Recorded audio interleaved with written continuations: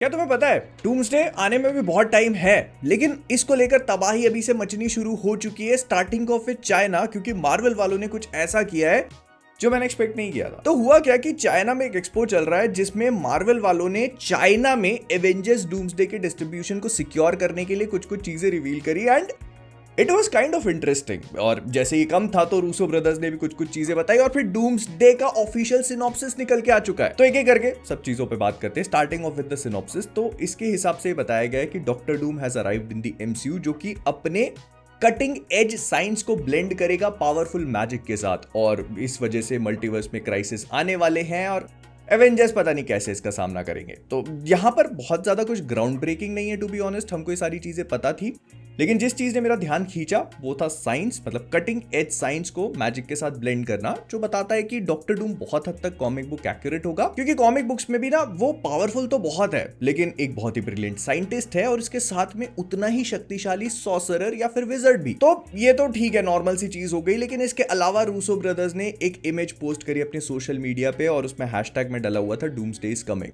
और इसको लेकर बहुत सारे लोगों ने दुनिया जमाने की थ्योरीज बनानी शुरू कर दी। ये इमेज पहले तो काफी ज्यादा ब्लर्ड है और बहुत ही ज्यादा जूम्ड इन, तो कॉन्क्रीट तरीके से बोल पाना कि आखिरकार ये चीज है क्या बहुत ज्यादा डिफिकल्ट है। और अगर तुमको वो एवेंजर्स एंड गेम में भी कुछ इसी तरह का कांड याद होगा ना, जहां पे रूसो ब्रदर्स ने ये वाली इमेज शेयर करी थी, तो वो फाइनल मूवी में कुछ भी नहीं था। वो ये जो पूरी की पूरी एक टरबाइन है, इंजन, जो कुछ भी है भाई, ये एक सीन में बैकग्राउंड में रखा हुआ था। तो बहुत हाई चांसेस है कि यहाँ पे जो हमको चीज दिखा रहे हैं ना, वो भी ऐसे ही कुछ ऑब्जेक्ट होगा बस। हालांकि उन्होंने वो लुक क्लोजली लिखा था और उसके बाद वो पूरा एवेंजर्स एंड गेम टाइप की चीज बन रही थी, तो ठीक है भाई। लेकिन मुझे ऑनेस्टली ऐसा फील होता है कि ये चीज शायद उतनी इंपॉर्टेंट ना हो, लेकिन फिर भी अगर थोड़ा बहुत थ्योराइज करना होगा तो बहुत सारे लोगों ने कहा कि रीड रिचर्ड्स का बोर्ड है and it could be right कि मतलब हाँ ये उसी का बोर्ड है। लेकिन हम लोगों ने एमसीयू में बहुत सारे ब्लैक बोर्ड्स देखे हैं, जिसमें से एक पर मेरा पर्सनली ध्यान गया और वो था लोकी सीजन 2 के एंड में दिखाया हुआ ये कैंग का ब्लैक बोर्ड। व्हाट इफ कि ये अभी भी कैंग का वही ब्लैक बोर्ड हो और इसमें लिखी हुई इक्वेशन जो है वो कैंग के लूप को सिग्निफाई कर रही है,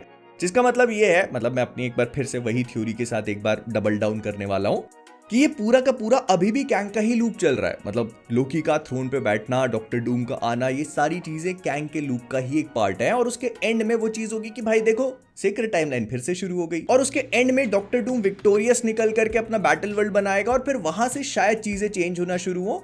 मे भी ऐसा हो सकता है। मतलब मैं वही लूप वाली कहानी बताने की कोशिश कर रहा हूं तुम लोग को। बस इसमें फर्क ये है कि कैंग नहीं बल्कि Doom was actually the real end game। लेकिन हाँ, फिर भी मैं यही कहूंगा कि इस बोर्ड वाली इमेज पे इतना ध्यान मत देना, because it could actually and up being nothing. लेकिन हाँ, जो चीज सिग्निफिकेंट हो सकती है वो है ये वाली इमेज, क्योंकि ये पोटेंशियली डॉक्टर डूम का एवेंजर्स एंड गेम में पहला लुक हो सकता है। क्योंकि वो कुछ देर पहले मैंने जो चाइनीज एक्सपो की बात करी थी ना, तो ये इमेजेस और ये जितने भी स्टैंडीज हैं ये वहीं से आ रहे हैं, क्योंकि मार्वल अपनी मूवी को वहां पे मार्केट करना स्टार्ट कर चुका है। तो ऐसे में डॉक्टर डूम के ऑफिशियल लुक को रिवील करना डज मेक सेंस, लेकिन फिर भी बहुत हाई चांसेस है कि शायद हमको कुछ और देखने को मिले। ऐसा हो सकता है कि फैंटास्टिक फोर फर्स्ट स्टेप्स में जो हमको उसका सूट दिखाया गया वो फाइनल लुक ना हो। बट हाँ, अगर इस सूट के बारे में बात करी जाए ना, तो ये काफी सिल्वरिश और क्रोम वाली फीलिंग दे रहा है, जो कॉमिक बुक्स में डॉक्टर डूम का सूट है, लेकिन इस तरह का नहीं। मतलब जब वो गॉड एम्परर डूम बनता है तो पूरा व्हाइट सूट पहन लेता है, तो ये कुछ कुछ उस तरह की फीलिंग दे रहा है। लेकिन इसके अलावा ना एक पॉसिबिलिटी ये भी हो सकती है कि शायद इसका ये वाला सूट एडमेंटियम का बना हो, जिस बात के चांसेस थोड़े से कम है। लेकिन हाँ, अगर ऐसा होगा तो it will make doctor Doom quite invincible. लेकिन अगर कॉमिक बुक्स के ज्ञान पे बात आ ही जाती है, तो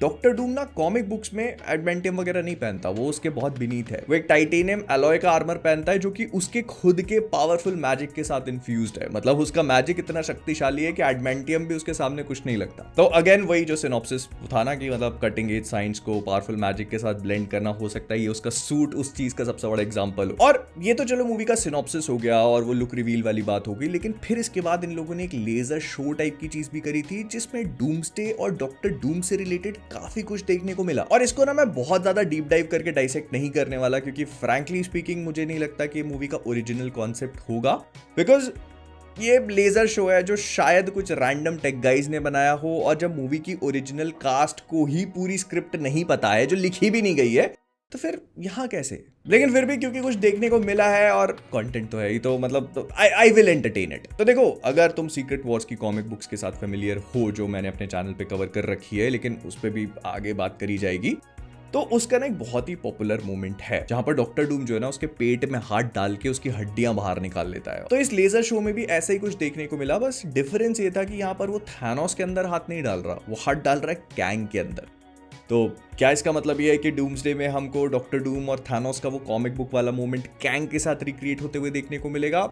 क्वाइट पॉसिबल, क्योंकि हम लोग ये बात जानते हैं कि डूम्सडे में किसी ना किसी तरीके से वो कैंग की स्टोरी लाइन है उसको खत्म तो करेंगे। हालांकि आई स्टिल बिलीव कि 10 years फ्रॉम नाउ शायद हमको कैंग का एक और प्रॉपर टेक देखने को मिले, बिकॉज मार्वल के लिए एक बहुत बड़ा विलन है वो, तो उसको ऐसे तो जाने नहीं देंगे। तो आगे जो भी होगा वो मुझे नहीं पता, लेकिन फिलहाल Marvel wants to get rid of Kang ASAP, तो इस वजह से वो उसको स्टार्टिंग के 10 मिनट में ही, जो हम लोगों ने पहले भी सोच रखा है, खत्म करें। और मे भी ऐसा हो सकता है कि डॉक्टर डूम के दबदबे को एस्टैब्लिश करने के लिए वो ये वाला मोमेंट दिखाए वहां पर, and it will totally blow everyone away. और ये अच्छी चीज भी है, अगर ये स्टार्टिंग में ही होकर के निकल जाता है ना तो लोग उसका वेट नहीं करेंगे, बिकॉज एवरीवन नोस कि ये चीज कहीं ना कहीं होनी है। और अगर बात रही इस चीज की कि जॉनथन मेजर्स तो कैंग की तरह रिटर्न कर नहीं सकता क्योंकि मार्वल वाले have quite literally fired him, तो यहाँ पे ऐसा हो सकता है कि जो अभी कुछ दिनों पहले न्यूज सुनने को मिली थी ना वो ट्रेमल टिलमैन की, हो सकता है कि वो कैंग का एक अलग वेरिएंट प्ले करे। I am not sure about this, ये मेरी थ्योरी है, लेकिन फिर भी मैं बस बता रहा हूँ। लेकिन फिर इसके बाद शुरू होता है कुछ बहुत ही बेहतरीन तरीके का काम, क्योंकि यहाँ पे हमें बहुत सारी चीजें देखने को मिलती हैं।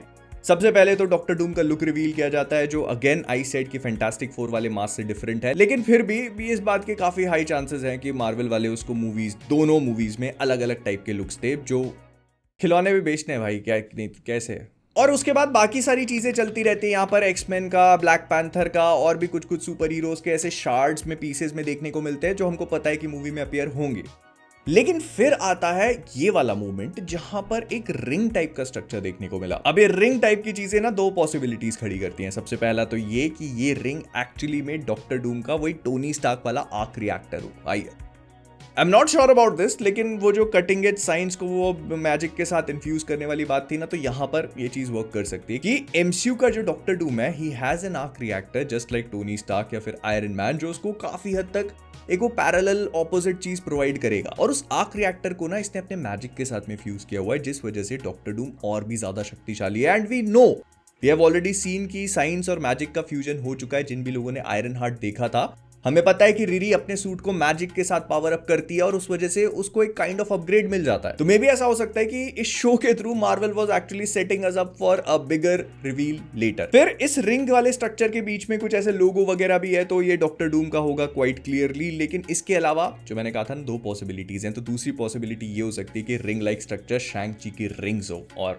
इसके साथ मैं अपनी पुरानी थ्योरी पे एक बार फिर से वापस आना चाहूंगा, जो मैं पता नहीं कितने सालों से चीख के बता रहा हूं, कि ये आर्टिफैक्ट्स बहुत ज्यादा पावरफुल हैं और हो सकता है कि इनको कैंग ने क्रिएट किया हो। अगर तुम लोगों ने मेरा वो कैंग डायनेस्टी वाला पूरा वीडियो देखा है ना, जो मैं तुमको बहुत स्ट्रांगली रेकमेंड करूंगा कि जाके देखो, तो तुम्हें पता होगा कि उसमें इन रिंग्स की कितनी ज्यादा इंपॉर्टेंस थी। तो हो सकता है कि मार्वल ने उस प्लॉट को पूरी तरह अबैंडन नहीं किया और वो रिंग्स वाली चीज को अभी भी सिग्निफिकेंट रखना चाहते हैं। मतलब रिंग्स कुछ ऐसे पावरफुल आर्टिफैक्ट्स हैं जो कि डॉक्टर डूम को चाहिए बैटल वर्ल्ड क्रिएट करने के लिए या फिर इनकर्जन्स को रोकने के लिए। Maybe they are the ultimate thing जिसके पीछे डॉक्टर डूम लगा हुआ है, बिकॉज वी नो कि डूम जो है इस पूरी मूवी के अंदर कुछ ऐसी चीजों की तलाश करना चाहेगा या ऐसी शक्तियों की तलाश करना चाहेगा जो कि इन इनकर्जन्स को रोकने में उसकी मदद करे। तो मे बी शैंग-ची की चूड़ियां वही पावरफुल आर्टिफैक्ट्स हैं जो उसको हेल्प करेंगी एक गॉड बनने में, और अल्टीमेटली वो जो पूरा बैटल वर्ल्ड क्रिएट करेगा ना डूम, वो इसी के थ्रू होगा। और पता है एक चीज और भी मस्त है, अगर मार्वल वाले चाहें तो they can actually be very smart about it, और ऐसा दिखा सकते हैं कि डॉक्टर डूम ना इन रिंग्स को बस ऐसी वील्ड नहीं कर लेगा। बिकॉज वी हैव सीन की शैंग-ची मूवी में जब शैंग-ची अपने पिताजी से वो रिंग्स लेता है तो वो उसके ऑरा, उसकी एनर्जी को करस्पॉन्ड करके अपना कलर चेंज करती है। तो डॉक्टर डूम भी ऐसे ही बस इन रिंग्स को नहीं पहन सकता, उसे इन रिंग्स को वील्ड करने के लिए एक स्पेशल गॉन्टलेट बनाना पड़ेगा, जैसा कुछ टोनी ने किया था एवेंजर्स एंड गेम में इन्फिनिटी स्टोन्स के लिए। और अगर इन्होंने इसको सक्सेसफुली पुल ऑफ कर दिया ना, तो हम लोग डॉक्टर डूम के हर एक स्टेप पे, हर एक कदम, हर एक मूव पर टोनी स्टार्क की झलक देखेंगे with a very sick twist. मतलब टोनी स्टार्क ने उस गॉन्टलेट को इन्वेंट किया था दुनिया की भलाई के लिए, ये कर रहा है अपने लस्सन पने के लिए, और उनके मिलने के बाद जब डूम इनको पहनेगा ना, तो ये इसके गॉन्टलेट, इसके आर्मर के साथ इतने अलग तरीके से फ्यूज करेंगी, जैसा हमको इस वीडियो में भी कुछ दिखाया जा रहा है। और फिर इनका एनर्जी सिग्नेचर गोल्डन से ग्रीन कलर का होगा, जो कि डॉक्टर डूम का सिग्नेचर कलर है। और फिर हमें समझ में आएगा कि doctor Doom has finally risen, और वो पूरी गॉड वाली पावर्स आ चुकी है उसके पास, वो बैटल वर्ल्ड क्रिएट कर रहा है। और ये चीज अगर होती है तो सीक्रेट वॉर्स में एवेंजर्स के पास उसको हराने का भी एक तरीका होगा और वो है ये रिंग्स। अगर एवेंजर्स सक्सेसफुली डॉक्टर डूम से उन रिंग्स को छीन लेते हैं तो they might have a chance against him. Russo brothers ने ये चीज बहुत क्लियरली मेंशन करी है कि वो तभी वापस आए हैं जब उनको एक ओपनिंग मिली। तो हु नोज, मे बी वो ओपनिंग स्टीव रॉजर्स को वापस लेके आना, पुराने एवेंजर्स को रीयूनाइट करना, या फिर एक क्वाइट सिमिलर से ट्रैक पे डॉक्टर डूम को लेके जाना जो कि उन्हीं के पुराने एक्टर का है। अब यहाँ पर I also agree with this fact कि ये प्लॉट जो है ना बहुत ज्यादा सिमिलर फील होगा इन्फिनिटी स्टोन्स के जैसा, कि थैनोस आ रहा है इन्फिनिटी स्टोन्स ले रहा है, तो यहाँ पर डूम आ रहा है वो रिंग्स ले रहा है, और उसके बाद पूरी दुनिया उसने बदल के रख दी, तो एवेंजर्स वापस आकर के उस रिंग्स को उससे छीन रहे हैं और फिर दुनिया को वापस रिस्टोर कर रहे हैं। तो I understand what is happening here, लेकिन मुझे ऐसा लगा कि ये थोड़ा कूल कॉन्सेप्ट है और यहाँ पर भी इन रिंग्स को थोड़ा बहुत दिखाया गया। Although as I stated before कि ये कुछ टेक गाइज ने बनाया होगा, उनके दिमाग में जो चीज आई उन्होंने एकदम कूल टाइप दिखने के लिए बना दिया, बट स्टिल मैं हूं अभी भी चूड़ियों के साथ में। मुझे लगता है कि उनका कुछ ना कुछ सिग्निफिकेंस होगा, और अगर ऐसा है ना तो ये शैंग-ची को भी एक बहुत ही इंटरेस्टिंग कैरेक्टर आर्क प्रोवाइड करेगा and it will make sense for him to be in Doomsday. मतलब उसका एक प्रॉपर स्टेक होगा वहां पे, रहने का एक मीनिंग होगा, उसको अपनी रिंग्स को प्रोटेक्ट करना है, बिकॉज उसको पता है कि अगर उसने ऐसा नहीं किया ना तो पूरे मल्टीवर्स के गंदे लगने वाले हैं, जो कि लगेंगे, मतलब उसको तो कौन ही रोक सकता है। बट या this is what I felt. मतलब तुम लोग को लगेगा कि भाई कहां से कुछ भी बना देता है, मेरे को दिमाग में से आइडिया आया, मेरे को कुछ भी आता है मैं तुम लोगों से शेयर कर लेता हूँ। Just let me know what you guys think about it. मिलते हैं अगले वाले में, टाटा।